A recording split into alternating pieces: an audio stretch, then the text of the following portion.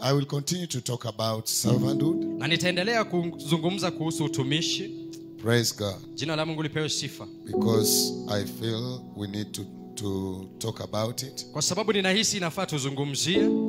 It will help us to understand. Itatusaidia kuweza kufahamu how we are supposed to serve Jesus. Jinsi ambavyo tunafaa kumtumikia Yesu.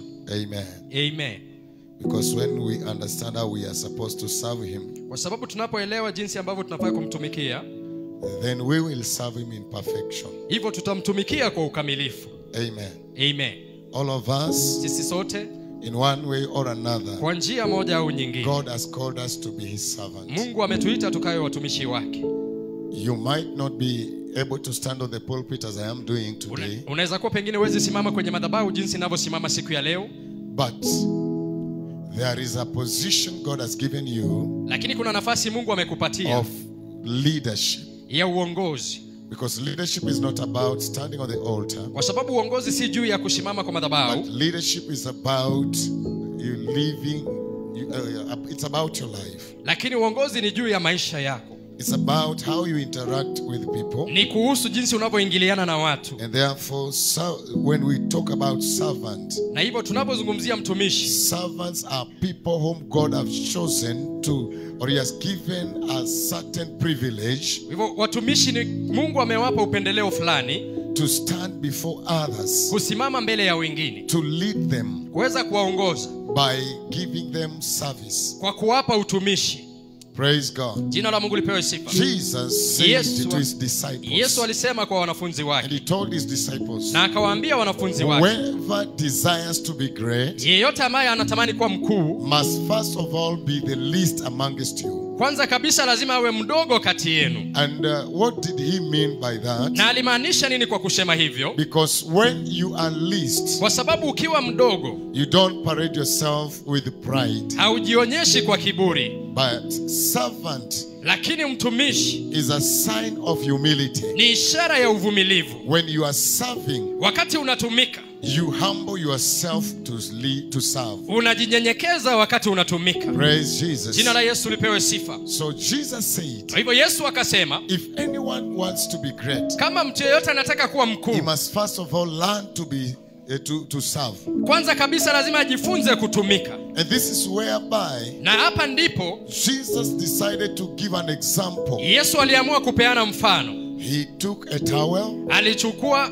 tied it around his waist, akafunga kiunoni mwake, took the basin, akachukua besheni, and washed his disciples' feet. na akawaosha mitume wanafunzi wake miguu. He was their leader, alikuwa kiongozi wao, but he knelt down, lakini alipiga magoti, so that he can serve them. Ndiposa akawatumikia. That was a sign of servant leadership. Hiyo ilikuwa ni ishara ya uongozi wa utumishi. Because you are supposed to serve by humility. Kwa sababu unahitajika kutumika kwa unyenyekevu. You can never be a servant. Hauwezi kuwa mtumishi when you are holding higher positions. Wakati umechukua nafasi za juu. When you are demanding respect. Wakati unataka watu wa kuheshimu. When you are demanding people to worship you. Wakati unaamrisha watu wa kuabudu. A servant is never worshipped. Mtumishi haabudiwi. A servant always serves. Mtumishi kila wakati anatumikia. And so as we are talking about servanthood, hivyo tunapozungumzia kuhusu utumishi, there is no glory, hakuna utukufu, in servanthood. Katika utumishi. Amen. Amen. People don't look for glory, watu hawaangalii utukufu, when they are serving, wakati wanatumika. Because servanthood, kwa sababu utumishi, is casting away, ni kuweza kuondoa your position of glory, nafasi yako ya utukufu, so that you can be able to serve people. Ndiposa ukaweze kuwatumikia watu. Amen. Amen. But when we carry our crowns, lakini tunapobeba thawabu zetu, and we are walking all along with them, na tunatembea pamoja nazo, and we call ourselves we are servants, na tunajiita sisi ni watumishi, then that is a lie. hivyo basi hiyo ni uongo. Because a servant is a person, kwa sababu mtumishi ni mtu who is able to lay aside his own ambition, ambaye anaweka kando matamanio and yake, he decides to take na anaamua kuchukua other people's issue, masuala ya watu he wengine, values other people's life, anathamini maisha ya watu than wengine his own life. kuliko maisha yake So mwenyewe. when we are talking about Kwa servanthood, hivyo tunapozungumzia kuhusu utumishi, we are talking about a people tunazungumzia watu who are ready to kneel down ambao wako tayari kupiga and magoti allow others na kuruhusu to wengine step on their shoulders kuweza kusimamia mabega so that yao they can be able to see far. ndiposa wakaweze kuona mbali. That is a servant. Huyo ndiyo mtumishi. A servant Mtumishi is a person ni mtu who desires always ambaye anatamani kila to wakati lift up others, kuwainua wengine, not to be lifted. sio kuinuliwa. Hallelujah. Haleluya. If you want to be a servant, Kama unataka kuwa mtumishi, be ready kuwa tayari to lift others, kuwainua watu wengine, but not to be lifted. lakini sio wewe kuinuliwa. That is why I say Ndiyo sababu there is nilisema no glory hakuna in utukufu servanthood. katika kutumika. Praise Jesus. Jina la Yesu lipewe sifa. Hallelujah. Haleluya. There is no glory. Hakuna utukufu. Manake wengi tunafikiria kwamba kuitwa mtumishi ni kuwa na majina, ni title. Servanthood is not a title. Utumishi sio majina, It is a service. ni kutumika. Utumishi. Amen. Amen. It is not a title. Sio majina, It is not about carrying yourself all alone. sio kujibeba wewe mwenyewe kila mahali. That is why Ndiyo maana you will not find me every day hautanipata kila siku putting on the collars. nikiweka zile I kola have za them. ninazo, But I don't do that. lakini sifanyi hivyo. I put them sometimes. Wakati mwingine tu navalia, But I don't want people to take me to that level lakini sitaki watu wanifikishe kwa hicho whereby kiwango, they see me as I am, as if a certain God. wakati wananiona kana kwamba mimi ni Mungu fulani, Because I am called to serve. kwa sababu nimeitwa kutumika. Praise Jesus. Jina la Yesu lipewe sifa. I am ready to lay down Niko tayari kuacha my pride ki- so that someone else Niko- can be lifted. niko tayari kuacha kiburi changu ndiposa mtu mwingine akaweze kuinuliwa. Niko tayari kuiweka fahari yangu chini ili mtu mwingine apate kuinuliwa. Amen. That is servanthood. Ndio utumishi huo. Praise Jesus. Jina la Yesu lipewe sifa. But many people think that when they walk around with the great titles, Lakini watu wengi wanafikiri wanapotembea na majina makubwa, that is servanthood. huo ndio utumishi. That is a lie. Huo ni uongo. Praise Jesus. Jina la Yesu lipewe sifa. So if you desire to be a servant, Hivyo kama unatamani kuwa mtumishi, the other day I said, if you want to be a servant, wakati uliopita nilisema ukitaka kuwa you mtumishi must be like a donkey. lazima uwe kama mwanapunda, Because a donkey kwa sababu punda serves without complaining. anatumika bila kulalamika. You lay a heavy burden on it, Unamwekea mzigo it will mzito, still carry. bado atabeba, It will still walk. bado atatembea, Doesn't complain. halalamiki. It will always deliver Kila wakati the utafikisha luggages ule mzigo to the destination you desire. mahali ambapo unafaa kufika. We are the servants of God. Sisi ni watumishi wa God Mungu. has given us responsibilities Mungu ametupa to majukumu take care of other people, kuweza to kuwachunga watu make wengine, sure that people don't suffer kuhakikisha kwamba watu hawateseki under our watch. chini ya uangalizi So a wetu. servant Wewe ni mtumishi, takes care. wewe ambaye anachunga. A servant takes care. Mtumishi anachunga. Praise God. Jina la Mungu lipewe He's sifa. not a person Sio mtu who looks for glory, ambaye anatafuta but is utukufu, a person lakini ni who mtu is ready to take care ambaye yuko tayari of kulinda others. watu wengine. Amen. Amen. Praise Jesus. Jina la Yesu lipewe sifa. This week we have been looking on about servant leadership, Juma hili tumekuwa tukiangalia kuhusu uongozi wa utumishi, and we realized something here, na tukatambua kitu mahali hapa, that the servant leaders, ya kwamba watumishi they will wanaoongoza always put others first. kila wakati watawaweka wengine mbele. They will not put themselves first. Hawatajiweka They kwanza, will not parade themselves first. hawatajitanguliza They kwanza, will not parade their interests first. hawatatanguliza But they mambo yao will kwanza, parade the interest of others. lakini watatanguliza masuala ya wengine kwanza. That is a servant. Huyo ndiyo mtumishi. So if you desire to be a servant, Hivyo ukitamani kuwa mtumishi, you must put aside your pride lazima uweke fahari yako and be kando ready to serve. na uwe tayari Be like kutumika. a donkey. Kuwa kama mwanapunda. Hallelujah. Haleluya. If you are called to serve God, Kama umeitwa kumtumikia Mungu, be like a donkey kuwa kama punda that is ready to go everywhere. ambaye yuko tayari kwenda kila The mahali. master desires. Mkuu anatamani.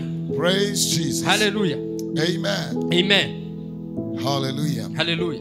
We were able to look at several things this week. Tuliweza kuona masuala kadhaa juma hili. For those who are not here, Kwa wale ambao hawakuwa mahali hapa, we also say that servant is always listening. Pia tulisema mtumishi kila wakati ni mtu wa kusikiliza. He's not a person who always wants to speak. Si mtu ambaye kila wakati anataka kuzungumza. He's always listening. Kila wakati anasikiliza. Praise God. Jina la Mungu He's lipewe sifa. always Kila wakati listening anasikiliza. to take in instructions. Kuweza kuchukua maagizo. To understand Kuweza kufahamu the kind of steps he needs to take. hali za hatua ambaye anahitaji kuchukua. Praise Jesus. Bwana Yesu asifiwe. I want us to go to the book of Mark, chapter 10. Tunataka tuende katika kitabu cha Marko mlango wa 10.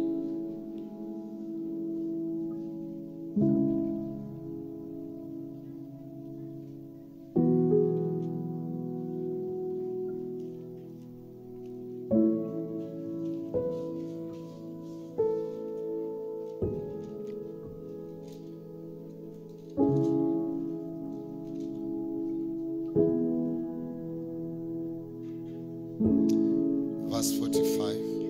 Mstari wa 45.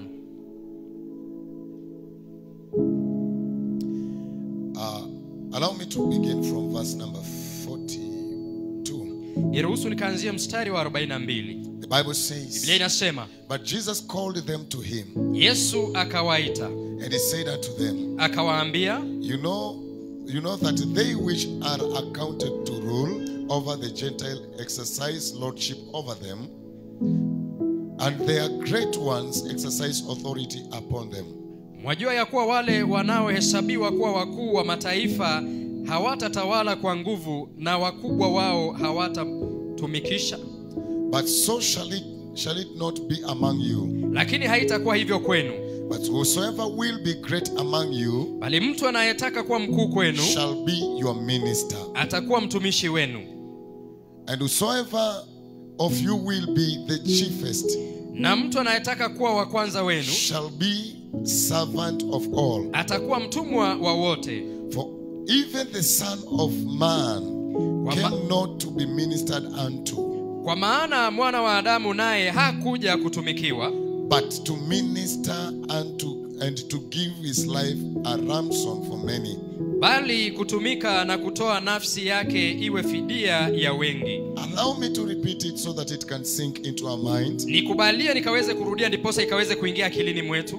Verse 42 again. Mstari wa 42 tena. But Jesus called them to him, Yesu akawaita and he said unto them, akawaambia, You know that they which are accounted to rule over the Gentile exercise lordship over them. Mwajua ya kuwa wale wanaohesabiwa kuwa wakuu wa mataifa huwatawala kwa nguvu, na wakubwa wao huwatumikisha. And their great ones exercise authority upon them. Na wakubwa wao wanakuwa na mamlaka juu yao. But so shall it not be among you. Lakini haitakuwa hivyo kwenu. But whosoever will be great among you, bali mtu yeyote anayetaka kuwa mkubwa shall kwenu be your minister. atakuwa mtumishi wenu.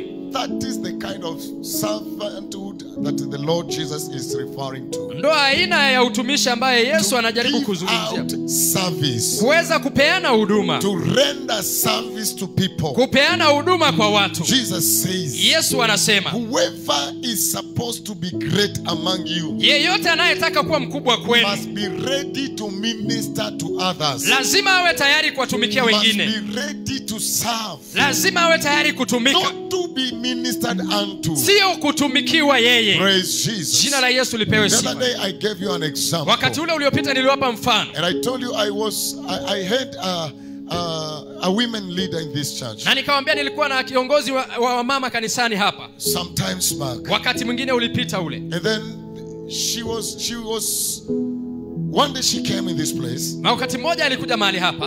And my wife had just delivered. Na mke wangu alikuwa amejifungua tu. And I think she was about 1 week or 2 weeks. Na alikuwa kama na juma moja ama juma mawili baada ya kujifungua. But this mama came and sat here on the altar. Lakini kiongozi wa mama alikuja akaketi madhabahuni. He pulled the chair. Akavuta kiti. And she sat on it. Na akaketi. And she was there. Na alikuwa hapa. While she was there, wakati alikuwa hapa, she called my wife. Alimpigia mke wangu simu. And she asked, na akamuuliza, don't you know je, haujui that today ya kwamba leo is your day to come and clean the church? ni siku yako ya kuja kusafisha kanisa? Servanthood does not go that way. Utumishi hauendi hivyo. Servanthood, that means when you come and find things are not okay. Utumishi unamaanisha ukija na upate vitu haviko sawa. It is your responsibility ni jukumu to make lako sure kuhakikisha that everything is in order. ya kwamba kila kitu kiko kwenye mpangilio. You don't have to command people Hauhitaji kuamrisha to watu come and do some things. kuja na kufanya vitu That you are capable of doing. Vitu ambavyo unaweza kufanya. Praise Jesus. Jina la Yesu lipewe sifa. It is for you to come in. Ni wewe kuingia ndani. Step into that shoe. Ukaweze kuingia kwenye kiatu hicho. Be responsible. Na uweze kujukumika. Amen. Amen. Sikize watu. Huyu ni mke wa mchungaji. Amejifungua, ndiye amemaliza sijui wiki 2. And then kwa sababu wewe ni kiongozi, mama kiongozi, kwa kuwa uko na mamlaka ile yenye umepewa, si yenye hata yenye umepewa na pastor. Unasifiwe. Wewe unakuja unakaa hapo. So you want to command everyone. Kwa hivyo unataka kuamrisha kila mtu. So that people will know. Niposa watu wakatambue. You are the person in authority. Ya kwamba wewe ndio mtu aliye kwenye mamlaka. Leadership is not commanding. Uongozi sio kuamrisha. Leadership is by example. Lead by example. Be a role model. Uongozi unaongoza kwa mfano.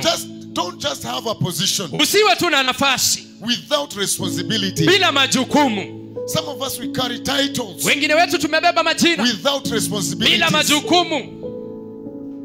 Praise Jesus. Jina la Yesu lipewe. When you have been given a position by God, wakati umepewa nafasi na Mungu, it is your responsibility. Ni jukumu lako to make sure that everything is in order. Kuhakikisha kwamba kila kitu kiko kwenye mpangilio. Mungu amekuruhusu as a person kama mtu to be in position of leadership. Uwe katika nafasi ya uongozi. So that you can serve. Ndiposa ukaweze kutumika. Who is a servant? Kwa hivyo mtumishi ni nani? Servant is not just a title. Mtumishi si jina tu. It's not just what people call you. Sio tu kile watu wanakuita. It is the service you give out. Ni ule huduma unaotoa. The service you are rendering to people. Huduma unaopeana kwa watu. That is what qualifies you to become a servant. Ndio inakuhitimisha kuwa mtumishi. If I am a minister of the gospel. Kama mimi ni mhuduma wa injili. And I want to carry my briefcase all along. Kwa hivyo nataka kubeba mkoba wangu kila wakati. And with a great title. Na pia na jina kubwa. Chief Apostle. Mtume mkuu. Chief Apostle. Mtume mkuu. Or a chief prophet. Ama nabii mkuu. The mightiest prophet. Nabii mwenye nguvu. There is nothing I am doing. Na hakuna chochote ninachofanya. That qualifies me in that position. Ambaye inanihitimisha katika nafasi hiyo. I'm just a dictator. Mimi tu ni yule ambaye anafanya mambo ya kufanya. Person commanding people. Mimi ni mtu tu naamrisha watu. That is not leadership. Hiyo sio uongozi. Leadership is about service. Uongozi ni juu ya kutumika. Servanthood is about service. Utumishi ni kuhusu kutumika. Praise God. Jina la Mungu lipewe sifa. Ready to serve. Kuwa tayari kutumika. Not to be served. Sio kutumikiwa. Not just to sit there. Sio kukaa tu pale. And you command people. Na unaamrisha watu. Amen. Amen. When I was in Bible school. Wakati nilikuwa kwenye chuo cha Biblia. The first Bible school I went. Shule ya Biblia kwanza niliyoenda. My teacher. Mwalimu wangu. Used to teach me practical ministry. Alikuwa ananifundisha kwa hali ya uhalisia. And every time you come in the church, their church hall was too big. Na wakati wote ungekuja kanisani, kanisa lao lilikuwa kubwa. You will find him he has folded his trouser. Ungepata amekunja longi yake. He's holding a mopper. Anashikilia ule ufagio. He was a doctor. Alikuwa daktari. In qualification. Katika kuhitimu kwake. Serving a very big ministry. Akitumikia huduma mkubwa sana. And a church that was holding around 2,000 members. Na ni kanisa ambayo ilikuwa na watu washiriki kama 2,000. But he's holding a mopper. Lakini amechukua ufagio. He's mopping the floor. Anafagia. Leadership is by example. Uongozi ni kuongoza kwa mfano. And he told me, Douglas. Na akaniambia Douglas. If you want to be a good leader. Kama unataka kuwa kiongozi mzuri. Learn to do these things. Jifunze kufanya mambo haya. Amen. Amen. Learn to do this. Jifunze kufanya hii. These things. Vitu hivi. Don't just be a person who sits in an office. Usiwe tu mtu ambaye anakaa ofisini. Giving instructions. Ukipeana maagizo. And giving commands. Na ukipeana amri. But be a practical leader. Lakini kuwa mtu ambaye anaongoza kwa mfano. Let people know that you also value what they are doing. Wacha watu wakaone ya kwamba unathamini pia kile wanachofanya. Praise Jesus. Jina la Yesu lipewe sifa. Hallelujah. Hallelujah. Are we together? Tuko pamoja. So Jesus was teaching his disciples. Hivyo Yesu alikuwa anawafundisha wanafunzi wake. Whoever desires to be great among us. Akasema anayetamani kuwa mkuu kati yenu. Because this is the position. Kwa sababu hii ni nafasi everybody was struggling for. kila mtu alikuwa anang'ang'ania. Until one day, Na mpaka siku a moja mother came mama alikuja and asked Jesus, na akamwambia Yesu, please Jesus, tafadhali Yesu, allow my sons, waruhusu wana wangu, the 2 sons, wana wangu wawili to sit beside you. wakakae kando kando yako, One on the right side mmoja mkono wa kulia and the other one on the left side. mwingine mkono wa kushoto. And Jesus asked, Na Yesu akamuuliza, do you think je, unafikiri they are ready to pay the price wako tayari kulipia to gharama sit on my right hand kukaa kwa mkono wangu wa and the kulia other on the left na hand? mwingine mkono wa kushoto? Servanthood comes with a price. Utumishi unakuja na gharama. A title of being called a minister of the gospel does not come. Nafasi ya kuitwa mhuduma wa Without a injili price. haikuji bila It gharama, comes with a price. inakuja na gharama. Wewe ndo uitwe mtumishi. It is a price you have to pay. Ni gharama lazima ulipie. Praise Jesus. Jina la Yesu lipewe sifa. We normally think Kila wakati to tunafikiri serve is when I stand on the altar. ya kwamba kutumika ni wakati unasimama And kwa I'm madhabahu. saying, Na ninasema Tumuinue and everybody is inuaring. jinsi ambavyo kila mtu anainua Tumuchezee and everybody is chezing. na kila mtu anacheza. No, Hapana, that is not leadership. huo sio utumishi, uongozi.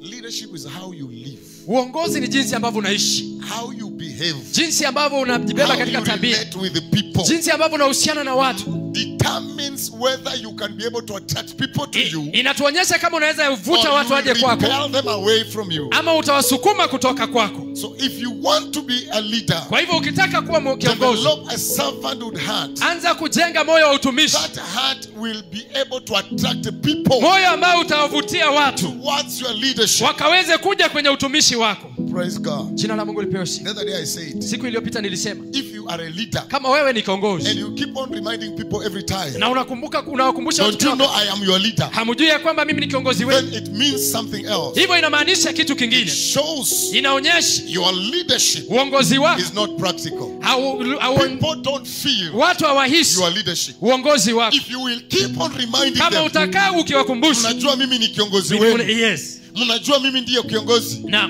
jua ya kwamba ulishafeli. ulianguka, ulishindwa. Kama watu hawatasikia kwamba wewe kweli ni kiongozi, wewe ulishaanguka kwa uongozi wako. Amen. People must feel you. Lazima watu wakuhisi. Bwana Yesu asifiwe. Amen. Can I say something else? Nikaseme kitu kingine. For you to be a leader in respect, or a leader who is respected, Kwa wewe kuwa kiongozi anayeheshimiwa, I want to say something here. nataka kusema kitu mahali hapa. Respect is always earned. Heshima kila wakati utafutwa. Amen. Amen. It's always earned. You Unatafutwa, will not get it hautapata until you work for it. mpaka uifanyie kazi. Are we together? Tuko pamoja. Bwana Yesu asifiwe. Amen. Mwendelewa watu wa Mungu. Amen. Heshima hutaipata tu. Hata nyinyi mniheshimu, mimi ni kiongozi wenu, amniheshimu. Kuwa kiongozi kwanza ndio uheshimiwe. Amen. Unaweza kuwa kiongozi wa jina lakini wewe hujakuwa kiongozi matendo. Amen. Bwana Yesu asifiwe. Amen. Ukiwa kiongozi matendo watu watakuheshimu. Ukiwa kiongozi jina hautaheshimika. Bwana Yesu asifiwe. Amen. Hallelujah. Amen. Yesu akamwambia kama kuna mtu anataka kuwa mkubwa kati yenu, lazima ajifunze kuwa mtumishi. Amen. Na kuwa kiongozi ni kutumikia watu. Kuwa mtumishi wa Mungu ama kuwa kiongozi, a servant kwa Kiswahili ni mtumishi, sio Mtumishi. kuwa mtumishi wa Mungu ni kuwatumikia Watu. ni ready to serve. Uko tayari kutumika. Angalia jirani, muulize uko tayari kulipia gharama ya utumishi. Uko tayari kulipia gharama ya utumishi. Bwana Yesu asifiwe. Amen. Na ujue wewe ni mtumishi whether you like it or not. Upende usipende, ujue wewe ni mtumishi. Praise Jesus. Jina la Yesu lipewe sifa. Why? Because already there are responsibilities God has given you. Kwa nini? Kwa sababu tayari kuna majukumu Bwana amekupatia. Ukiona pale nyumbani kila wakati baba anasema watoto waniheshimu, watoto waniheshimu, huyo baba ndiye ana shida. Si watoto, baba ndiye ana shida kwa sababu hajawaonesha watoto jinsi ya kukaa. Amen. Maana watoto siku zote wananyenyekea chini ya uongozi. Amen. Weka msingi unaofaa kama mtumishi wa Mungu. Amen. Weka msingi unaofaa pale nyumbani. Amen. Ili watoto wakuheshimu. Amen. Weka mipaka. Waambie hii hapana. You lead by example. Unaongoza kwa mfano. I said the other Saturday, on Thursday, Nilisema Alhamisi iliyopita ya kwamba you cannot be a leader ya kwamba huwezi kuwa kiongozi at home pale nyumbani. You're telling your child not to smoke cigarette. unamwambia mtoto wako asivute sigara, And then you are sending your child, the same child, na unamtuma yule mtoto the yule shop to buy for you cigarette. kwenda dukani ya kununulia sigara. Mtoto, sigara ni mbaya, usivute, na unaendelea kuvuta. Pombe ni mbaya na unakunywa. Unaendelea kunywa. You are setting a wrong example to your child. Unaweka mfano mbaya kwa mtoto wako. So you're not worthy to be called a good leader. Kwa hivyo haustahili kuitwa kiongozi mzuri ama mtumishi mzuri. Sababu lazima uwe na mfano. Amen. Bwana Yesu asifiwe. Amen. Na hilo ndio jambo linakosekana katika maisha yetu. Kama Wakristo kuna mahali tunakosea. Wakristo tumebakisha Ukristo jina, but without action. Lakini bila matendo. Our Christianity is not followed by action. Ukristo wetu haufuatishwi na matendo. It's just a title. Ni jina tu. I'm askofu so and so. Mimi ni askofu fulani fulani.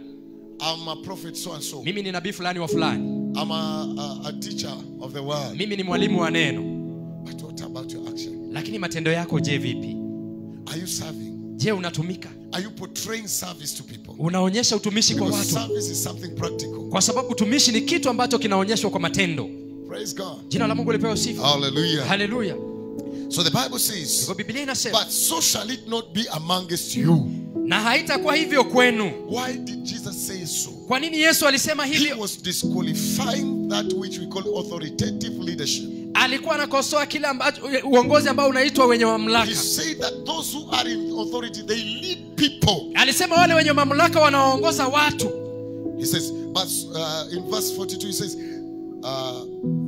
unto them, you know that they which are accounted to rule over the Gentile exercise lordship over them. Neno linasema ya kwamba mwajua ya kuwa wale wanaohesabiwa kuwa wakuu wa mataifa huwatawala kwa nguvu. Huwatawala kwa nguvu. Uongozi mzuri wa utumishi sio kuongoza watu. Na wakubwa wao huwatumikisha. They force them to work for them. Wanawalazimisha wawatumikie.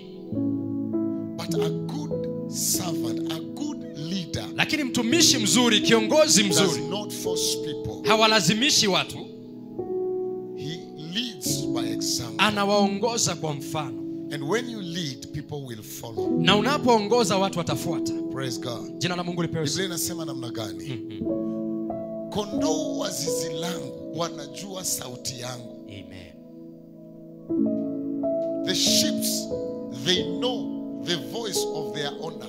Kondoo wanajua sauti ya kiongozi wao. Anytime the owner will speak, wakati wowote kiongozi atazungumza, they will respond. wataweza If you are a good leader, kama wewe ni kiongozi mzuri, if you are a servant, a true servant of God, kama wewe ni mtumishi wa kweli wa the Mungu, people you are leading, watu unaowaongoza they know your voice. wanajua sauti yako. They follow your voice. Wanafuata sauti yako. Praise God. Jina la Mungu lipewe sifa.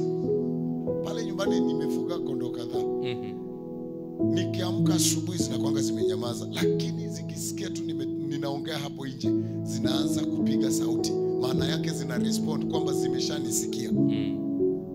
Haya, naweza kuja mchana tu zinakula zimenyamaza. But wakisikia ninaongea, sijawa address, ninaongea tu na watu wanasikia my voice, then you will hear them responding from where they are. Utasikia wakiitikia mahali walipo. Praise God. Jina la Mungu lipewe If sifa. animals are able to respond, Kama wanyama wanaweza kuitikia, what about us? je na sisi? Now I want to tell you something. Sasa nataka nikwambie kitu. As a leader or as a servant or as a shepherd, Kama kiongozi, kama mchungaji ama kama mtumishi, if you are able to attract people towards you kama unaweza kuwavuta watu waje kwako by being a role model to them, kwa kuwa mfano mzuri kwao, they will always hear your voice. kila wakati watasikia sauti yako. Praise God. Jina la Mungu They lipewe sifa. will always hear your voice. Kila wakati watasikia You sauti yako. will tell them this is the way they will follow. Utawaambia hii ndio njia na watafuata. If God has blessed you as a leader in any department, Kama Mungu amekubariki kama kiongozi katika idara yoyote, be a leader, kuwa kiongozi, a servant leader. kuwa mtumishi anayeongoza. Amen. Amen. When that department, ukiwa kiongozi anayetumika katika idara hiyo, people will not have a problem with you. watu hawatakuwa na shida na wewe. Praise Jesus. Jina lako sifa. I also said a servant leader will always speak. Pia nilisema kiongozi anayetumika You atazungumza. listen and you give direction. Unasikiliza na unapeana mwelekeo. You must always have answers Lazima kila wakati uwe na majibu. as a servant leader. Kama kiongozi ambaye ni always mtumishi, have answers. lazima kila wakati uwe na majibu. Amen. Amen. Niruhusu nitumie mfano huu. Ukiwa baba pale nyumbani. Bwana Yesu asifiwe. Amen. Ukiwa baba pale nyumbani, siku zote inajulikana ya kwamba wewe ndio una majibu ya kila kitu pale nyumbani. Amen. Hata kisu ikipotea wameosha waka misplace, watakuja wakuulize, na hii kisu inaweza kuwa iko wapi? Na wewe hujashinda kwa hiyo nyumba. And you must give answers. Lazima upeane majibu. Hautawafokea. Unaambia, hebu angalieni mahali fulani. You don't know but you are just guessing. And so they go and wanakuambia hatujaona, basi endeleeni kutafuta. It is not part of you. Sio sehemu yako. Kwa sababu wewe ndo mkubwa, wewe ndo kiongozi. Yes. You will have to give answers. Lazima upeane majibu. Bwana asifiwe. Amen. Nilikuwa nafurahisha wazee nikawaambia kitu kingine ya kwamba mama anaweza kuwa anajua saba tutakula kitu fulani. Anashapanga kwa akili yake. Lakini baada anakuja na kuuliza, leo nakula nini? You must always have answers. Lazima kila wakati uwe na majibu. Bwana asifiwe. Amen. Na nikawaambia kwamba kina mama siku zote wanakuwa na majibu.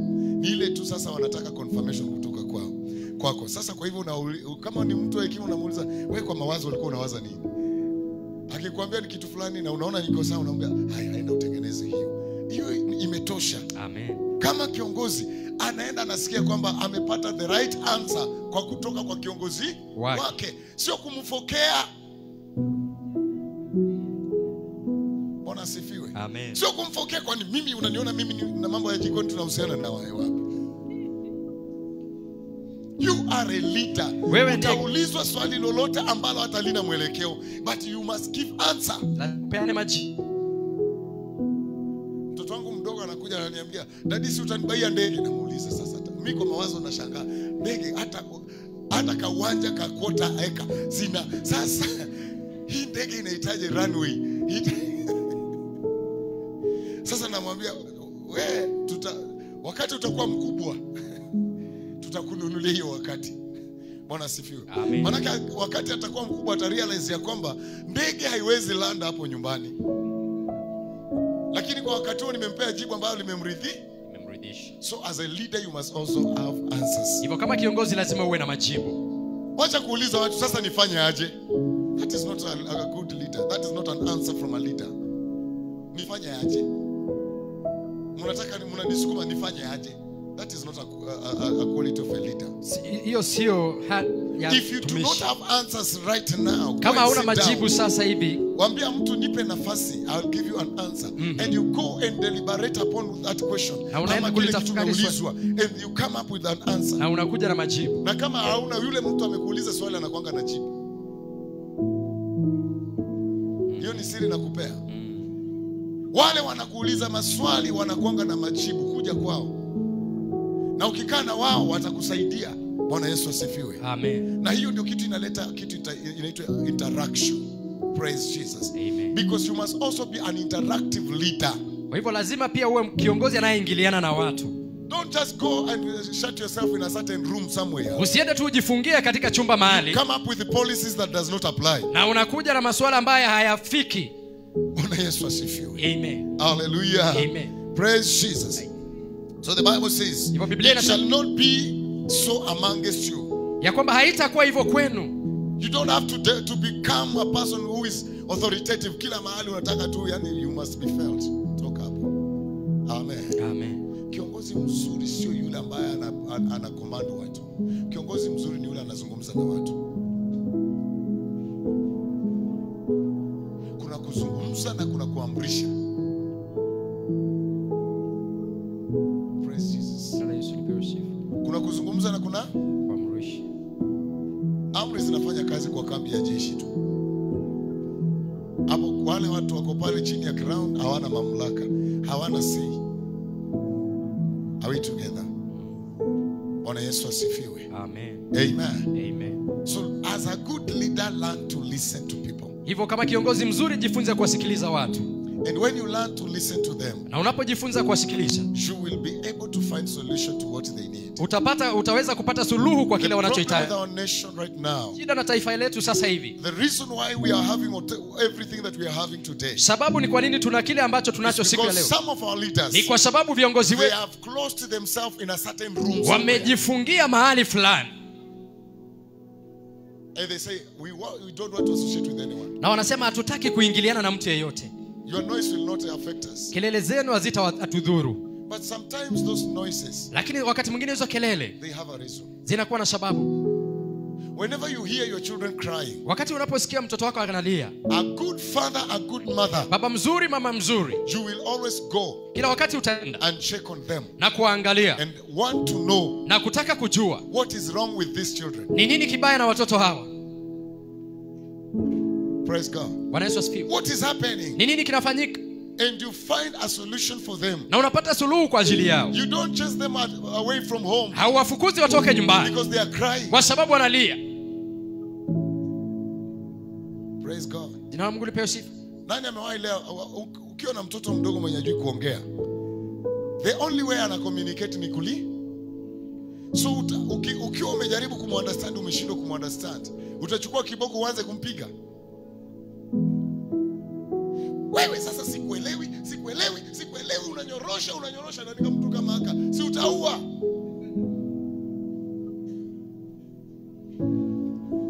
So when we talk about leadership, we are not only talking about the nation, we are talking about the church, because leadership begins here. Hivyo tunapozungumzia uongozi hatuzungumzii tu taifa, lakini tunazungumzia begins kanisa. here. How we treat ourselves, Jinsi ambavyo tunahusiana, how we relate ourselves. jinsi ambavyo tunafanya mahusiano Wewe wenyewe kwa Mkristo na mwingine Mkristo, unakaa namna gani?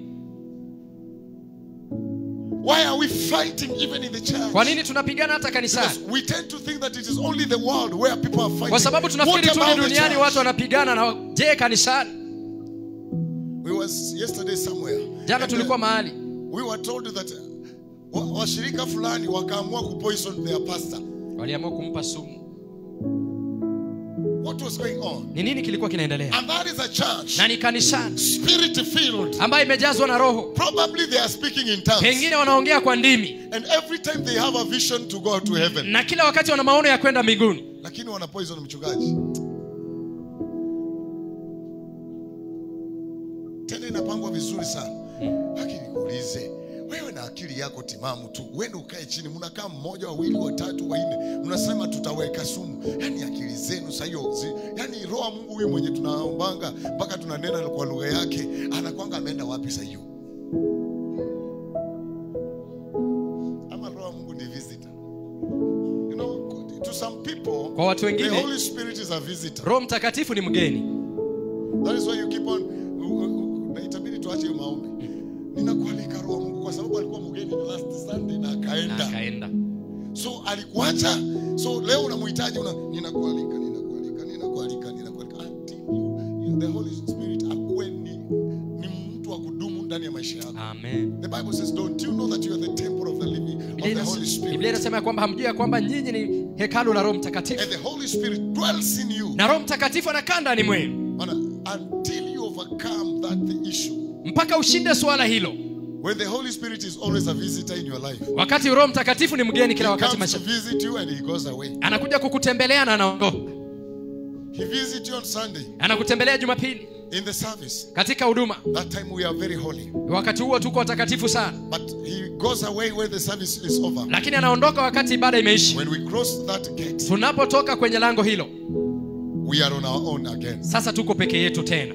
Praise God. Bwana Yesu apewe sifa. Hallelujah. Hallelujah. The Holy Spirit must reside in us. Roho Mtakatifu lazima aishi ndani Because mwetu. when he resides in Kwa us, sababu anapoishi ndani he mwetu, will be able to control some things. in our ataweza lives. kudhibiti vitu fulani The katika maisha church yetu. that is led by the Holy Spirit Kanisa ambalo linaongozwa na Roho Mtakatifu understands how to operate. linafahamu jinsi ya kufanya kazi. Praise the name of the living Jina la God. Mungu aishe lipewe sifa. So Jesus said to the Hivyo disciples, Yesu anawaambia wanafunzi wake, to you, kwenu nyinyi it should not be so. haitakuwa hivyo. If you want to be a good leader, Kama unataka kuwa kiongozi mzuri, you must minister to others. lazima uwatumikie wengine. Jesus nyinyi hamtakaa kama wao. Nyinyi kama mtu mmoja kati yenu anataka kuwa kiongozi, lazima awe mtumishi. Amen. And I thank God because that is why. Na nashukuru Mungu kwa sababu baba zetu walipokaa chini wakaona tulikuwa na kitu ilikuwa inaitwa police force. Wakaona hapana, ibadilishwe iitwe police service, utumishi kwa wote. Ikaondolewa kwa police force. Because it was a brutal, kwanza hiyo kitu ni ngumu sana. Force, yani everything is forced. Tumia nguvu. A very tough term. Ilikuwa ni jambo ambalo ni lenye nguvu sana. Praise God. Amen. And so what about us as leaders? Hivyo je, sisi kama viongozi wa kanisa? Wewe ambao umeitwa katika hiyo utumishi. You must be responsible leader. Lazima uwe kiongozi wa kujukumika. Praise God. Bwana Mungu asifiwe. I said, nilisema that this kind of a leader ya kwamba kiongozi huyu will always put others first. Kila wakati atawaweka wengine mbele. He will always listen to others. Kila wakati atawasikiliza wengine. And he will always empathize with others. Na kila wakati atawahurumia wengine. Praise God. Jina la Mungu lipewe sifa. Lazima uwe kiongozi mwenye huruma. Hallelujah. Amen. I was sharing with my wife sometimes. Nilikuwa nashiriki na mke wangu wakati mwingine. Na nikamwambia to be a leader in the church, kuwa kiongozi kanisani, or to lead the church, ama kuongoza kanisa, is different from leading the chamas. Ni tofauti na kuongoza vyama. Praise God. Why? Kwa nini? Chama we put rules and regulation. Vyama tunaweka sheria na masharti. But the church we do not. Lakini kanisa hapana. We are led by the grace of God. Tunaongozwa kwa neema ya Mungu. As much as we may put regulations here and there, kwa wingi tunaweka masharti hapa na pale, but the grace of God is what leads us. Lakini neema ya Mungu ndio inayotuongoza. Because at time, kwa sababu wakati mwingine you may want to force somebody, unataka kumlazimisha mtu certain things, afanye vitu fulani, and you lose him out of the kingdom. Na unampoteza katika ufalme. Because our main work as a church, kwa sababu kazi yetu kuu kama kanisa, is to populate the kingdom of God. Ni kuweza kuhakikisha ufalme wa Mungu unakuwa na wingi. Populate the kingdom of darkness. Na kuweza kukosesha watu wengi katika ufalme wa giza. Is to bring so many people, ni kuwaleta watu wengi in the kingdom, katika ufalme. And make sure, na kuhakikisha a few, it is only a few that goes to hell. Ni wale tu wachache ambao wanaenda kuzimu. Praise Jesus. Jina la Yesu lipewe sifa. So our main work, hivyo kazi yetu kuu, the Bible says in Matthew 28, Biblia inasema katika Mathayo 28, go into the whole world, enendeni ulimwenguni kote, teaching this good news, mkiwafundisha habari hii njema, teaching them to observe all that I've commanded you, mkaweze kuwafunza wayashike yote ambaye nimewaambia. The reason why Jesus said so, sababu Yesu alisema hivyo, is because he needs people in his kingdom. Ni kwa sababu anahitaji watu katika ufalme wake. Praise God. Jina la Mungu lipewe sifa. That is why, ndio sababu a fornicator can come to church. Mzinifu anaweza kuja kanisani. That is why, ndio maana a drunkard can come to church. Mlevi anaweza kuja kanisani. That is why, ndio maana a thief can come to church. Mwizi anaweza kuja kanisani. That is why, ndio maana a corrupt person can come to church. Mtu ambaye mfisadi anaweza kuja kanisani. Why? Kwa nini? Because it is a place of transformation. Kwa sababu ni mahali pa mageuzi. Now, a church, those who goes to church, can I say something? Kanisa here? Kwa wale ambao wanaenda kanisani, wacha niseme kitu. These are sinners. Hawa ni wenye dhambi, who have discovered their sins, ambao walitambua dhambi zao, and they have discovered that we are sinners, na wametambua kwamba sisi ni wenye dhambi, and we want to be transformed, na tunataka tubadilishwe. We want change. Tunataka mabadiliko. That is why, ndio maana church, kanisa is not for saints. Sio ya watakatifu. Sorry to say so. Samahani kusema hivyo, kanisa sio ya watakatifu. Because if it was for saints, kwa sababu ingekuwa ya watakatifu, the saints are in heaven. Watakatifu wako mbinguni. But we preach every day here. Lakini tunahubiri kila siku hapa. Because we have shortcomings in our lives. Kwa sababu tuna mapungufu katika maisha yetu. Are we together? Tuko pamoja. We have shortcomings in our lives. Tuna mapungufu katika maisha yetu. And as a leader, na kama kiongozi, we must learn to accommodate each other. Lazima tujifunze kuweza kuhifadhi kila mtu. A good leader, kiongozi mzuri, will understand, atafahamu, that the people he's leading, ya kwamba watu wanaowaongoza, they have shortcomings. Wana mapungufu. They are not perfect. Hawajakamilika. If you desire to lead a perfect people, ukitamani kuongoza watu ambao wamekamilika, omba nafasi mbinguni. Hallelujah. Amen. That is where the perfect people are. Huko ndio watu wakamilifu walipo. Ask for permission to go there. Ulizie ruhusa uende kule. And ask God to give you a position of leadership there. Na umuulizie Mungu akupe nafasi ya uongozi You huko. will find perfect people there. Utapata watu wakamilifu huko. But the people we are leading here, Lakini on watu tunaoongoza hapa duniani, the Christian, Wakristo, they have shortcomings. wana mapungufu. And as a leader, Na kama kiongozi, learn to accommodate them. jifunze kuwahifadhi. The reason why God has given you the ability, the position. Sababu ni kwa nini Mungu amekupea uwezo katika nafasi hiyo. You are a man, you are a woman. Wewe ni mume, wewe ni mke. God has given you a responsibility Mungu amekupa jukumu to act like a father who have children kutenda kama baba aliye na watoto that are not equal. ambaye hawafanani. You are a woman. Wewe ni mwanamke. God has given you the ability, Mungu amekupa responsibility uwezo na jukumu to act like a mother kutenda kama who mama has given birth to thieves. ambaye amezaa wezi, You have given birth to the righteous ones. umezaa wenye haki, And all those people, na watu hawa and you wote, can accommodate na them unaweza kuwahifadhi until they feel mpaka wahishi. this is where they belong. Hapa ndio mahali So a leader must be able to accommodate others. Kwa hivyo kiongozi lazima aweze kuwahifadhi wengine with their imperfection. na kutokukamilika kwao. Praise Jesus. Jina la Yesu lipewe sifa. Hallelujah. Haleluya. Kuna mtu ananielewa? Unanielewa watu wa Mungu? You are not perfect. Hatujakamilika. Amen. Amen. You are not perfect. Hatujakamilika. Okay. Can I ask you? Hivyo nikuulize, Who is amongst us? Who is perfect? Can you raise up? kati yetu ni nani amekamilika? If you feel you are perfect, Kama raise unahisi up. umekamilika, inua mkono wako juu. You feel nobody complains about you. Raise Unahisi up your hakuna hand. mtu analalamika kwa ajili yako, inua mkono wako. Nobody. You know, you are very sure nobody has ever complained about you. Una uhakika hakuna mtu amelalamika kukuhusu? Leave alone the Holy Spirit. I'm saying nobody. Acha- People around you. achana They na have Roho never Mtakatifu. complained about you. Watu Raise up. wanaokuzunguka hajailalamika kukuhusu, inua mkono. Look at your neighbor. Mwangalie jirani. Tawe. Hakuna. So, anytime you are judging others, Hivyo wakati unahukumu wengine, ask yourself, jiulize, am I perfect? je, mimi nimekamilika? A servant must understand Mtumishi lazima afahamu that he has to have the ability ya kwamba lazima awe na to uwezo accommodate others. kuwahifadhi wengine. Praise Jesus. Jina la Yesu lipewe sifa. With all their ways of imperfection, Na njia zao zote za kutokukamilika, you must be able to accommodate them lazima uweze kuwahifadhi and love them. na uwapende. Amen. Amen. You must act in love. Lazima utende kwa upendo. Love is another thing Upendo ni kitu kingine that a servant must always have. ya kwamba mtumishi lazima awe When na. Jesus knelt down Wakati Yesu alipiga magoti to wash the feet of his disciples, kuosha miguu ya it wanafunzi was a wake, sign of love and care. ilikuwa ni ishara ya upendo na kujali. He showed them, I care for you Alionyesha ninawajali and I love you. na ninawapenda. Amen. Amen. Are we together? Tuko pamoja? Is someone understanding what I'm saying? Mtu anafahamu kile ninachosema? Hallelujah. Haleluya.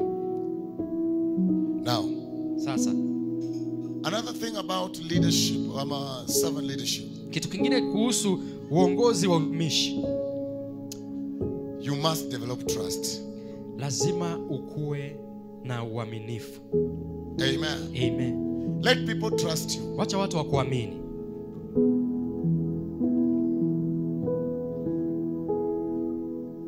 Amen. Are we together? Tuko pamoja? If you are you're calling yourself a servant Kama unajiita mtumishi or you're a minister of the gospel ama wewe ni mhudumu wa injili or whatever position God has given you, ama nafasi yote ambayo Mungu amekupatia, because there are people behind you. kwa sababu kuna watu ambao wanakufuata.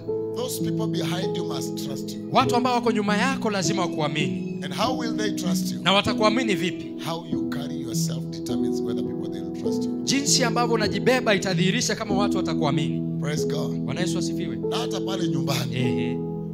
tumekuwa na hizi issues unapata a man does not trust his wife, mme or hamwamini the mke wife does wake not trust ama the mke husband. hamwamini mme wake. Where does it come from? Inatokea wapi? Vile mnakaa tu, Ehe, vile mnaongea, ehe, vile unajibeba. ehe. Bwana Yesu asifiwe. Amen. A good leader Kiongozi mzuri must be proven beyond doubt. lazima adhibitishwe To be zaidi ya trustworthy. shaka, kuaminika. Amen. Amen. Praise Jesus. Jina la Yesu lipewe sifa. If you're given a responsibility, Kama umepewa jukumu, can someone trust you to accomplish the responsibility? mtu anaweza kuamini ukamilishe hilo jukumu. Bwana Yesu asifiwe. Amen. By the way, wacha niseme hivi, hata katika huduma nimejifunza. Kuna watu nikipea assignment, I have to follow them. Lazima niwafuatilie. Kwa sababu gani? Ninajua kwamba huyu nikimpea, nikimwacha hatamaliza, hatafanya, atanipa excuses. So I have to follow. Fulani umefanya hiyo, fulani umefanya hiyo, fulani umefanya hiyo. Ni weaknesses zao na imperfections zao. So kama kiongozi ninawa accommodate na ninawasukuma wamali. Bwana Yesu asifiwe. Amen. So what about you? Pale mahali Mungu amekuweka. Je, do you interact with the people who are not perfect? Unaingiliana na watu ambao hawajakamilika In your place of business, in your place of work. katika mahali Do you pako pa interact biashara, with mahali the pako people pa... who are not perfect? Unaingiliana na watu ambao hawajakamilika. How do you deal with them? Ni vipi unashughulika nao? Because as a good leader, Kwa sababu kama kiongozi mzuri you will help that person utasaidia mtu huyo to grow strong kukua mwenye nguvu and responsible. na kuwa mtu ambaye anajukumika. Praise God. Bwana Yesu asifiwe.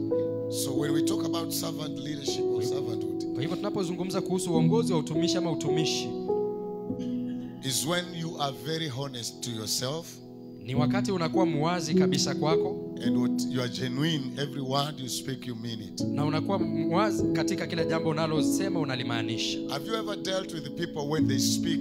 Umeaishughulika na watu ambao wakizungumza They tell you this, wanakuambia hiki but they do other things. lakini wanafanya vitu vingine.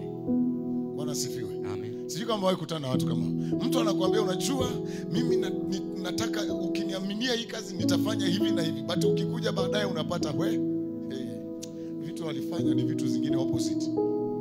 Fanya vitu kinyume.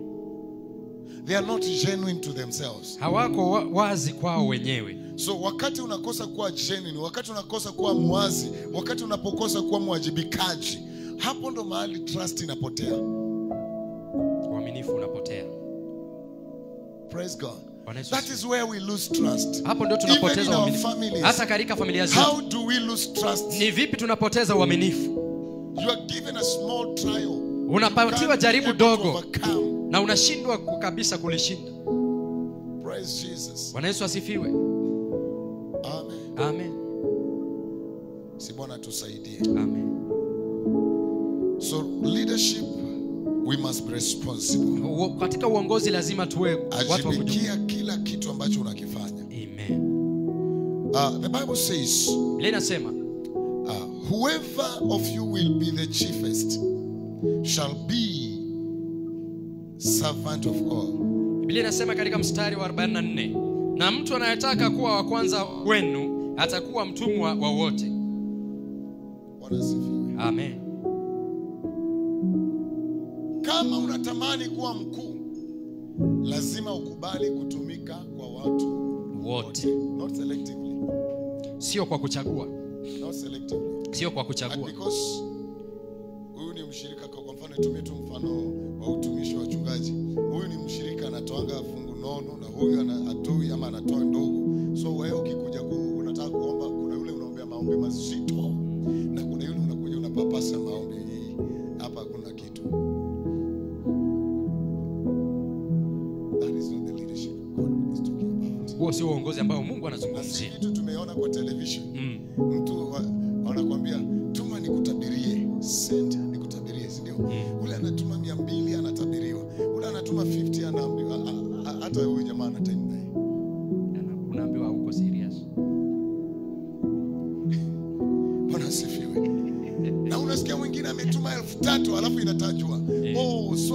So amepeana 3,000 alafu nabii chief huyo yule ni chief apostle, sasa anaamua kutabiri. Sasa hao wengine hawatatabiri, hawa ni wadogo. That is not the kind of leadership God is talking about. Sio aina ya uongozi Mungu ambaye anazungumzia wa kuchagua. Leadership is not what God is speaking about. Uongozi wa kubagua sio ule ambao Mungu anazungumzia. Praise God. Bwana Yesu asifiwe. Amen. Amen. You should serve all. Lazima uwatumikie wote. Wote. Except none. Na usimwache yeyote. Praise Jesus. Bwana Yesu asifiwe. So the Bible says you will be a servant of all. Hivyo Biblia inasema utakuwa mtumishi wa wote. Mtumwa wa wote. And the church should be a place. Na kanisa inafaa kuwa mahali Where everyone. Mahali ambapo kila mtu feels required and wanted. Anahisi anatakikana na ni wapale. Not specific people alone. Sio watu fulani peke yao. But everybody. Lakini kila mtu. From the eldest in the church. Kuanzia yule aliye mkubwa kanisani. The youngest who is in the Sunday. Paka yule aliye mchanga mwenye yako katika shule. Must feel this is where I belong. Anafaa kuhisi ya kwamba hapa ndipo nyumbani. Niruhusu nikosoe kitu. Because I have happened to interact with many servants of God. Nimeweza kuingiliana na watumishi wengi wa Mungu. And then wengine nao wanajifanyanga wana roho ya kikatili mpaka unafikiria hao ndio walifika mbinguni wakarudi. Wanajifanya wakali. Sisi kama umeingia kwa makanisa unapata wachungaji, yani mpaka washirika, mchungaji anaongea, mshirika anatetemeka tu, anaogopa. Jesus himself, who was the son of God, Yesu mwenyewe ambaye alikuwa mwana wa Mungu, aliweza kuingiliana na watu. He walked together with them. Alitembea pamoja nao. He ate with the tax collectors. Alikula na watoza ushuru. He interacted with the adulterers. Aliingiliana na washerati. He was together with them. Alikuwa pamoja na wao. Then I set my seat in the higher office. Alafu naika kiketi changu katika ofisi kuu. Everyone who want to come to me. Mtu yote ambaye anataka kuja kwangu. Appointment. Ana unalipa. Praise God. Bwana Yesu asifiwe. Kuna appointment si mbaya. Shida ni appointment yenye nalipiwa. Because sometimes unaweza kuwa na schedule ambayo watu ni wengi. So you can book, pange watu wako waambie wewe kuja siku fulani kwa sababu huenda hapa katikati schedule iko very busy. But the problem is that if you want to see my bishop, lakini shida unapotaka kuona askofu wangu lazima uje na 5,000. When you come with 3,000 you are given to see the pastor. Ukija na 3,000 unaambiwa nenda ukaona mchungaji. Huyo ndiye anakulanga 300. Huyo ndiye anaku. One day my brother was very sick. Siku moja ndugu yangu alikuwa mgonjwa sana. And it happened that alienda hapa tauni kulikuwa na mhubiri mmoja very fire. Moto moto.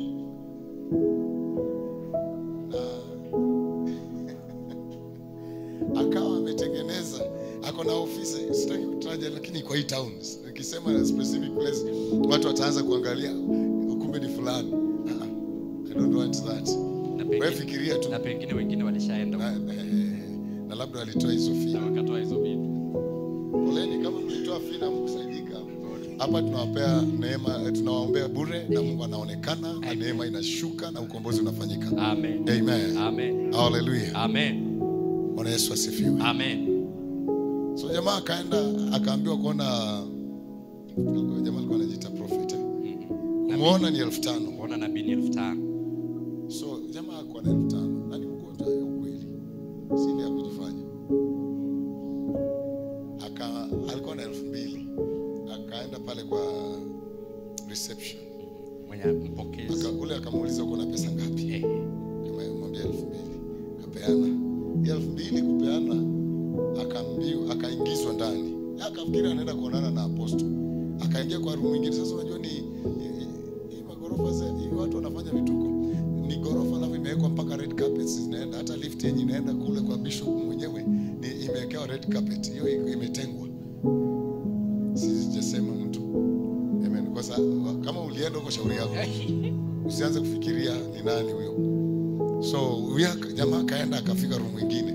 Kufika kwa ile room akafikiri hapo ndio amepatana na nabii. Akapata wajamaa wengine wawili wako hapo. Wamevaa hii magauni yenyewe kabisa ya kikuhani ya utumishi. So wakaanza mmoja akaanza kumtabiria. Akaanza kumtabiria na unajua akamtabiria. Sasa jamaa anangoja wamwelekeze kwa nabii. Wale wakamtabiria, wakamalizana naye, wakamwombea, na hapo akamwambia wenda huko. Kiwango ya pesa yako haiwezi zidi hapa. Kiwango ya pesa yako ni hapa tu utafika. Kama unataka si umelipa 2,000, maana kwa reception ni washapiga simu. Si umelipa 2,000, hiyo ni ya kufika hapa. Ni ya first floor peke yake. Bwana Yesu asifiwe. Amen. Utumishi, Bible inasema kwamba mtawatumikia watu wote. If God has given you the grace, kama Mungu amekupatia neema na amekupa upako, it is to serve everyone. Ni kuweza kuwatumikia watu wote. Except none. Usimwache yeyote. Serve everybody. Watumikie watu wote. If God has given you a healing kama Mungu gift, amekupatia serve everybody. karama ya uponyaji. The reason why most of the people begin in the spirit and they end up with the flesh, sababu watu wengi wanaanza kwa roho na kumalizia kwa mwili, when you began you were genuine before God. Ni kwa sababu wakati ulianza ulikuwa mwazi mbele za Mungu. God gave you the gift. Mungu alikupatia hiyo so karama, that you can keep on serving others. Ndiposa ukaweze kuwatumikia wengine. But with the time, lakini wakati as the time went by, wakati ulisonga, you started seeing material things. Ulianza kuona vitu vya kawaida. And then at the end of the day, na mwisho wa siku, the gift disappeared. Ile karama ikapotea. You will be like one of the pastors who came to me. Utakuwa kama mchungaji mmoja aliyekuja kwangu. And who told me, Pastor, na akaniambia, mtumishi, here in Baringo, hapa Baringo, you will not be able to make it. Hauwezi fanikiwa. Why? Kwa nini? Do you know how I was? Unajua jinsi ambavyo nilikuwa? I was so powerful. Nilikuwa mwenye nguvu sana. I could see you even in your bedroom. Ningekuona hata kwenye chumba chako cha kulala. Even under your bed. Hata chini ya kitanda chako. I could tell you what is there. Ningekuambia ni nini kiko pale. But today, lakini siku ya leo, my eyes are blind. Macho yangu yamepofuka. Siwezi ona. My eyes are blind. Macho yangu yamepofuka. I can't see. Siwezi kuona tena. And he told me, na akaniambia, today, siku ya leo, I only play home ground matches. Ninacheza tu michezo ya hapa nyumbani. Bwana asifiwe. Amen. Unaweza kuwa kipofu wa kiroho kulingana na vile unatumia vipawa ambavyo Mungu amekupea kwa ajili ya watu wa Mungu. Amen. Ikiwa utavitumia kwa uzuri, then macho yako ya kiroho yataendelea kuangaza zaidi. Amen. Hivyo kama Mungu amekuita kwa mtumishi, hakikisha ya kwamba hakuna ubaguzi katika kutumika. Amen. Amen. Amen. Na hata pale kanisani, mtu wa Mungu nazungumza nasi ya kwamba si lazima ukuwe kiongozi wa madhabahuni ndio wewe ukuwe kiongozi. Already wewe ni kiongozi, kwa sababu Biblia inatuambia in Jeremiah chapter number 1 that before I formed you in your mother's womb, kabla nikuumbe katika tumbo la mamako, I knew you, nilikujua, and I predestined you to become a prophet. Na nilikuweka ukawe nabii. That means your end was determined. Hiyo inamaanisha mwisho wako ulitambuliwa kabla wewe uumbwe. Your position of leadership, nafasi yako ya uongozi, determined before your creation. Kabla wewe uumbwe. So it is not an accident. Kwa hivyo sio kwa bahati mbaya. Today you have the ya kwamba siku ya leo una majukumu haya. Ya kwamba unashikilia siku ya leo. Sio kwa bahati mbaya. That today you are in a marriage. Ya kwamba siku ya leo uko kwenye ndoa. Ya kwamba wewe ni mke katika ndoa hiyo. Ya kwamba wewe ni kiongozi katika nyumba hiyo. Na lazima ukaweze kuonyesha uongozi. Wacha mume wako ajue, niliweza kuoa mke, lakini sio kisu. Kwa sababu wengine wetu at home we are not wives, we are knives. Nyumbani kwetu sisi sio wake, sisi ni visu. Whatever we speak, chochote tunazungumza, they pierce deep into the heart of people. Zinachoma mioyo ya watu. They cause a lot of bleeding. Zinasababisha umwagikaji mwingi wa damu ndani ya mioyo. Your service as a wife will be known. Utumishi wako kama mke utajulikana when you know how to serve. Wakati unajua jinsi ya kutumika. Being a wife at home, kuwa mke nyumbani, it is not a title. Sio jina. It is a service you give. Ni ile huduma unayopeana. Being a father at home, kuwa baba nyumbani, it is not a title. Sio jina. It is not the ability to make others pregnant. Sio uwezo wa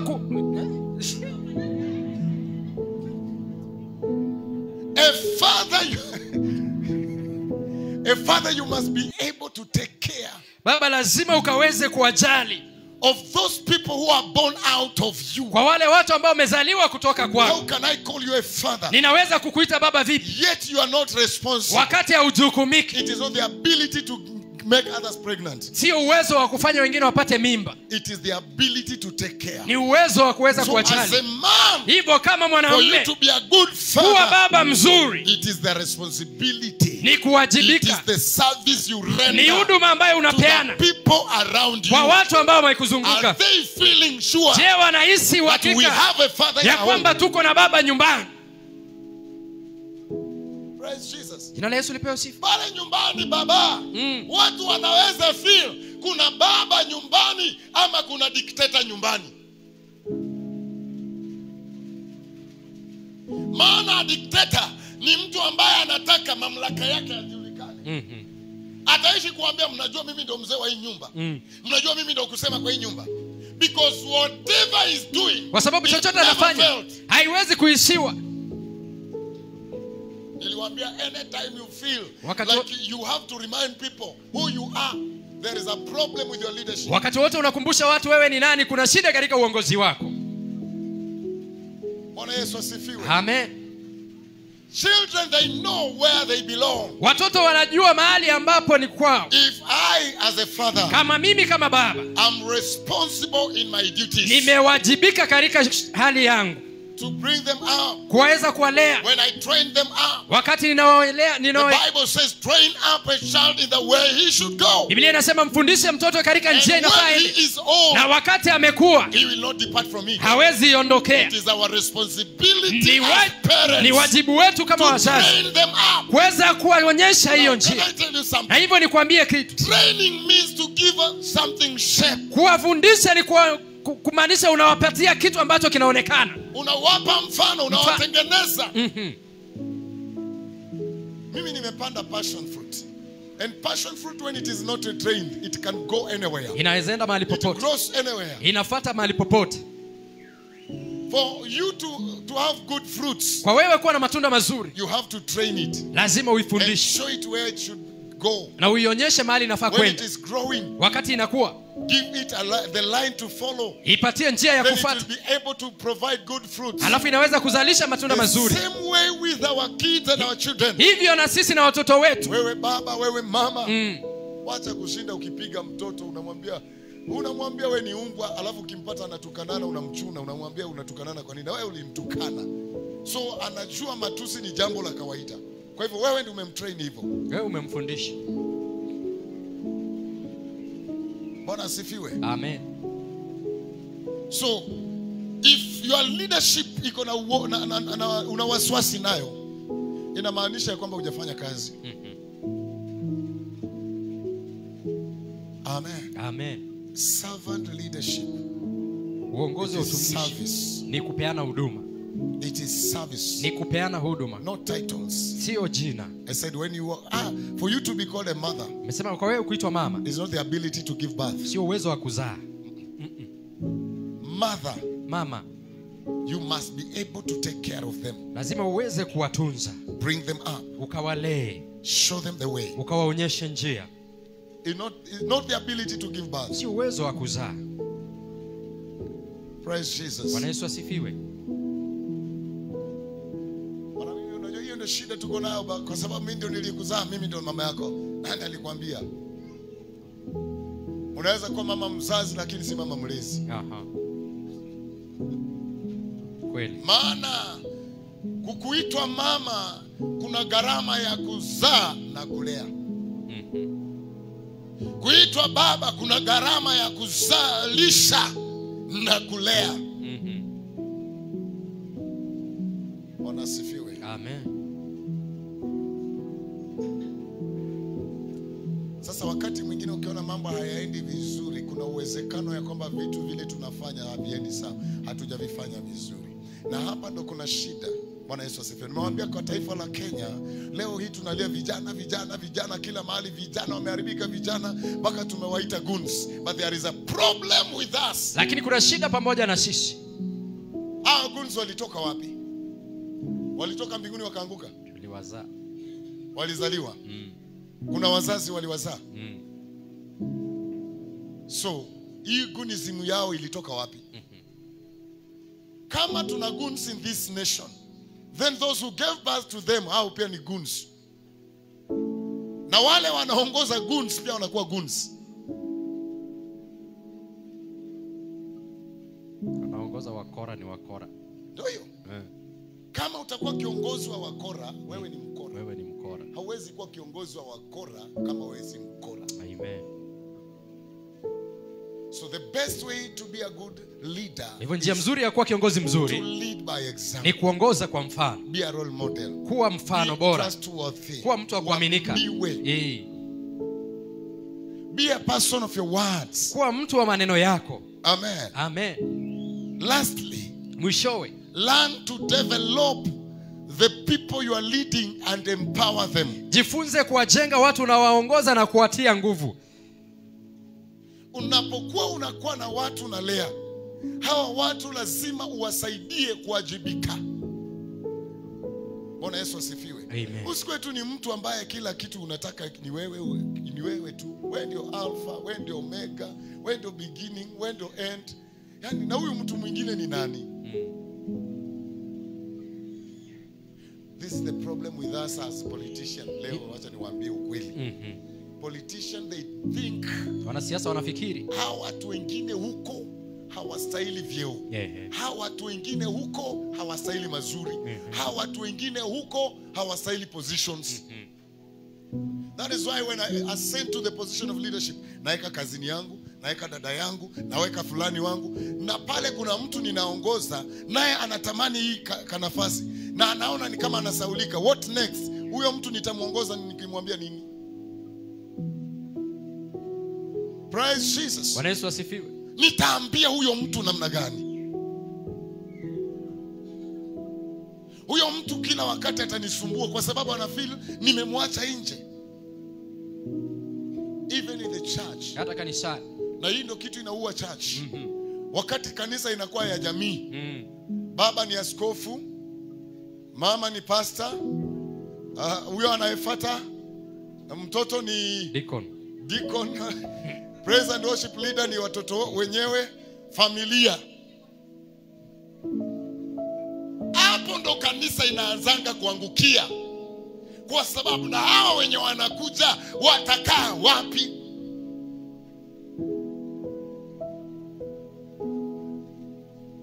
Bwana Yesu asifiwe. Amen. Ni uchungu, lakini acha tuseme tusaidiane. Bwana Yesu asifiwe. Amen. Kama hakuna watu wengine ni sawa, lakini kama kuna watu wengine, train them. Wafundishe.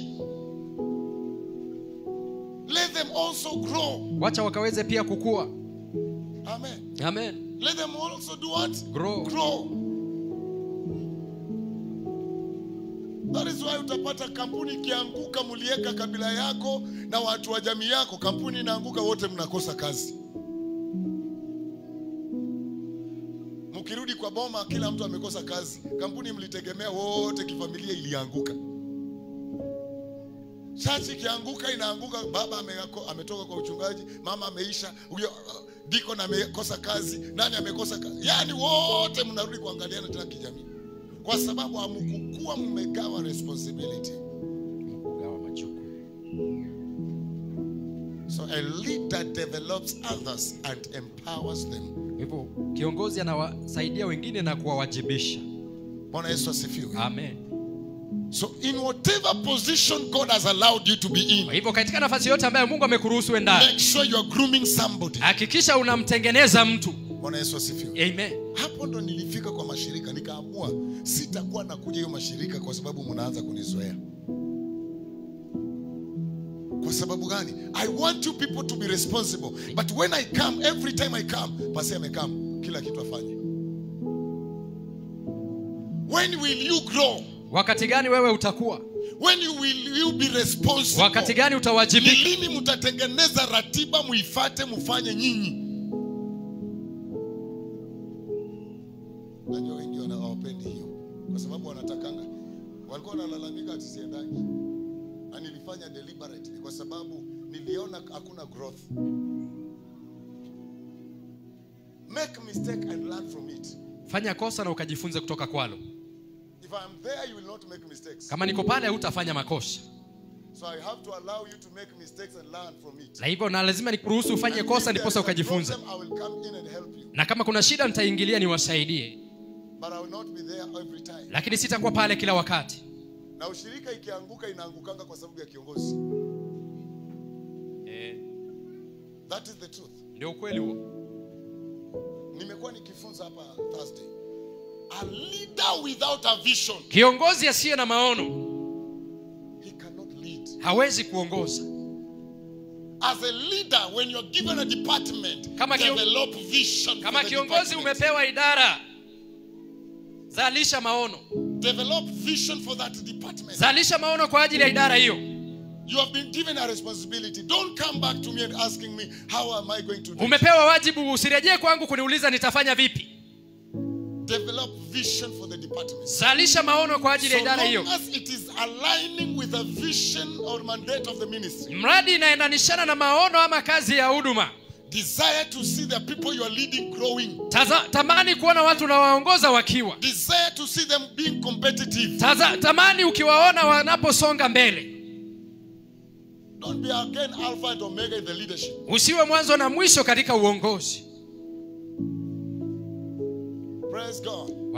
If you are a departmental leader, learn to grow with your people you are leading. Kama wewe ni kiongozi wa idara fulani, jifunze kukua na watu ambao unawaongoza.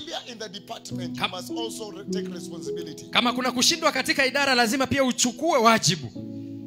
And learn na ujifunze how you can be able to solve issues. Jinsi ambavyo unaweza kusuluhisha masuala. Amen. Amen. Praise Jesus. Bwana Yesu asifiwe. That is why we said you must build trust with your people. You must listen to the people you are leading. You must put them first. Ndio maana tumesema lazima ujenge uaminifu na watu ambao unawaongoza na ukaweze kuwaweka kwanza. If people you are leading are not following what you are saying, kama watu unawaongoza hawafuati kile unasema, there is a problem with you. Kuna shida wewe ulionao, sio wao. Check your attitude towards them. Jichunguze mtizamo wako kwao. Because your attitude determines how they will perceive you. Kwa sababu mtizamo wako inaamua jinsi ambavyo watakao kuona. Are we together? Tuko pamoja? Amen. Amen. Praise Jesus. Bwana Yesu asifiwe. Si hata pale nyumbani vile unalea watoto wako, utapata mtoto anaweza kuwa attracted kwa baba kwa sababu mama kila wakati ni kumchuna, ni mkali, maneno mtoto anasonganga mahali anakuwa appreciated. Si ni kweli? Ni kweli. Baba akiwa mkali mtoto anarudi kwa mama. Anakaa huko. Maana at least hapa anasikia kuna amani. Hata dogi nyumbani.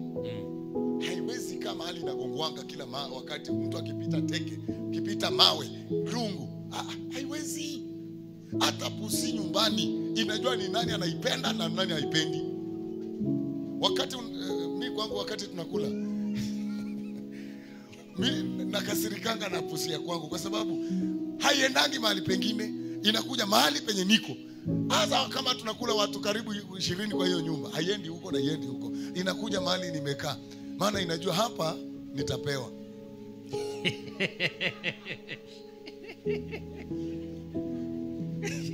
Hapa kwingine nitago. Kuna ukame. Sasa kama paka wa nyumbani anaweza jua mahali pa kuenda, what about people? Je, na sisi watu? Bwana Yesu asifiwe. Amen. Mnanielewa kweli? Uongozi mpaka anajua ni wapi ya kukaa. Maana anajua hapa wanaweza nivumilia. Hata kama ni wakali, wanaweza nivumilia. Lakini huko kwingine hata. Huko hapa. Bwana Yesu asifiwe. Amen. Si Bwana tusaidie. Amen. So I said if your department is failing, then it is because of the leadership. It's not failing because of the people within the department, but it is failing because of the leadership. Hivyo nimesema idara inapoanguka inaanguka kwa sababu ya uongozi, sio kwa sababu ya watu. So pale nyumbani kama ndoa inaanguka kwa sababu ya viongozi wa hiyo ndoa. Bwana Yesu asifiwe. Amen. Wakati mama ameweka kiburi yake hapa, baba ameweka yake hapa. Hakuna mtu anataka kusikia mwingine. I talk you talk, I talk you talk. Hakuna mtu anasikiza mwingine. mnafika mahali mnaanza kuundana mangumi kwa sababu mmefika mahali hamuelewani.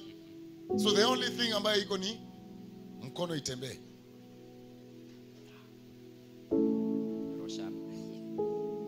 But do you know when one of you people can just swallow the pride, ameze tu kiburi yake na anyenyekee, hii maneno inaisha. Mtu agombanangi peke yake. Kwa sababu hakuna mtu amewahi gombana duniani peke yake. Wanze tu huko peke yako watakwambia wewe ni mwenda wazimu, wewe akili yako ni mbaya. So wakati unashuka chini, ule mwenye alikuwa anagombana anaacha kugombana kwa sababu atagombana na nani? Hakuna. Hivyo ndivyo tulivyo manyumbani. Nyumba zetu zinasumbuka, zinavunjika kwa sababu ya kwamba wakati mwingine hatuna nafasi ya kuweka viburi vyetu chini.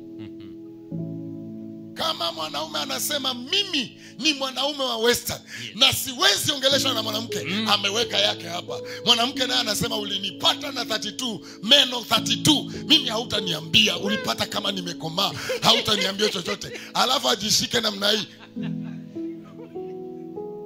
Anasema mimi ulinipata kama nishakomaa, utaniambia nini? Lakini nataka nikusaidie. Bwana asifiwe. Amen. Ngoja tu kidogo. Kwa sababu hii ndio vitu vinatumaliza. Uongozi si kuropoka. Amen. Do you know this is what is happening in our nation? Unajua ni hii ndio inafanyika kwenye taifa letu? Ya kwamba sasa wale tuko kwa gavana, nisikize kwa makini hiyo. Wale tuko kwa gavana, tunacheki wale wako kwa ground ni wapumbavu. Madanda. Hawaelewi.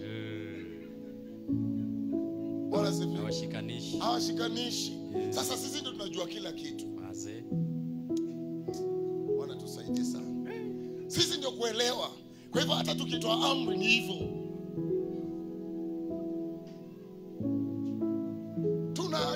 Tunaendelea kuweka gap kubwa kati ya mwananchi na uongozi.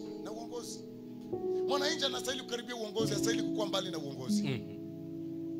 Mwananchi anastahili kuhepa akiona kiongozi, anastahili kukaribia kiongozi. Amen. Ajue huyu ni mbunge wangu, ajue ni kiongozi wangu. Lakini wakati kumetokea tatizo, wewe sasa unaamuka na hasira. Nitawaonesha mimi ndio kusema kiongozi haongozi kwa hasira. Amen. And I've always said this. Na nimesema kila wakati katika uongozi wetu mahali hapa. If you are a leader, never allow your emotions to lead you. Kama wewe ni kiongozi, usiruhusu hisia zako zikuongoze. Never allow your emotions to lead you. Usiruhusu hisia zako zikuongoze. Because someone is not doing what you said. Kwa sababu kuna mtu hajafanya vile umesema. And is seated amongst us. Na amekaa katikati yetu. So you want to show that person. Kwa hivyo unataka kuonyesha mtu huyo, mimi ndio niko kwenye mamlaka. Hapana. Don't be led by emotions. Usiongozwe na hisia. Leadership should be with integrity. Uongozi unafaa uwe na uadilifu.